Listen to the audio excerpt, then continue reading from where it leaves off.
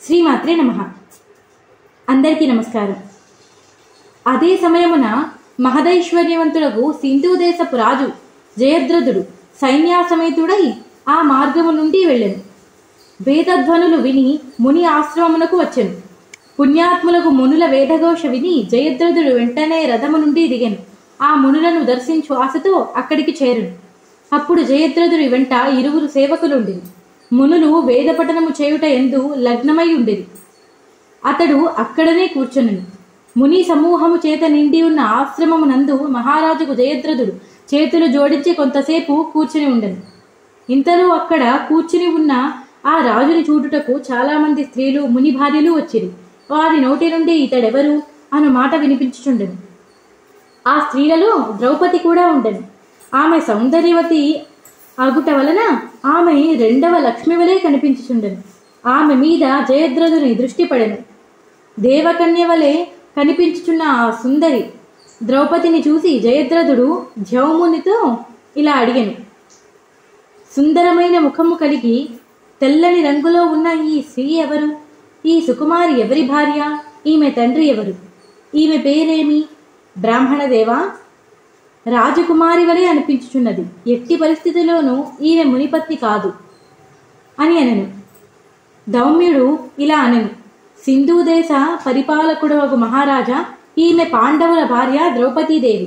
ఈ పాంచాల మహారాజు యందు సకల శుభలక్షణములు ఉన్నవి. ఈ రాజకుమారి యందు సకల శుభలక్షణములు ఉన్నవి. ఈ సమయమున ఈమె ఈ ఉత్తమ ఆశ్రమమునందే ఉన్నది. జయద్రథుడు దౌమ్యుడితో ఇలా అనెను. ప్రసిద్ధ పరాక్రమవంతులు శూరవీరులకు పాండవులు ఎక్కడికి వెళ్ళిరి? మహాబలవంతులైన 5 పాండవులు వనములో ఉన్నారా అని అనెను. దౌమ్యుడు ఇలా పలికెను. పాండవులు 5 వనమునకు వెళ్ళి ఉన్నారు. తొందరగానే తిరిగి వస్తారు. దౌమ్యుడి మాటలను వినిన జయద్రథుడు అక్కడి నుండి లేచెను. ద్రౌపది దగ్గరకు వెళ్ళెను. ఆమెకు నమస్కారము చేసెను. సుందరి, నీకు శుభము కలుగుగాక.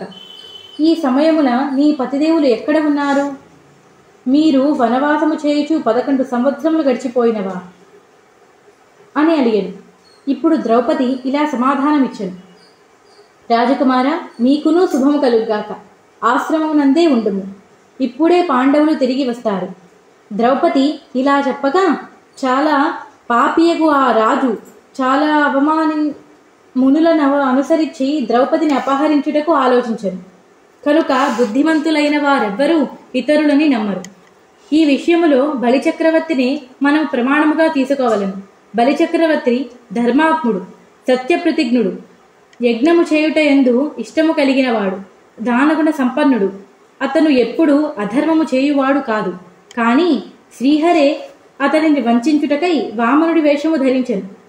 అతడు కపటముచే బలిచక్రవర్తి యొక్క రాజ్యమును సముద్ర పర్యంతముకు సకల ధరాతలమును చేజింకించుకునేను.